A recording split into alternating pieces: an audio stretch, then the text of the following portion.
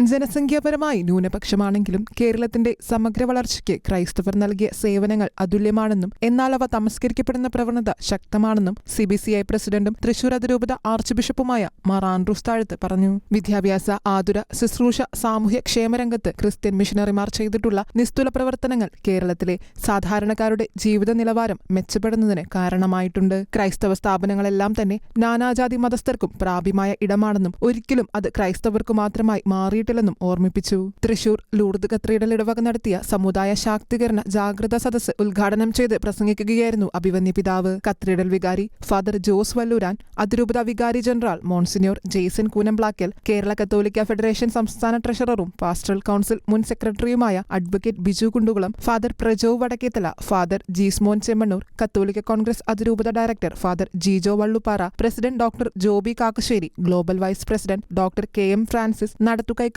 George Kavalakkat, general convenor Jose Chittattukarakkaran, convenor Joby Kunjappu എന്നിവരും പ്രസംഗിച്ചു. Shekinah news, Thrissur.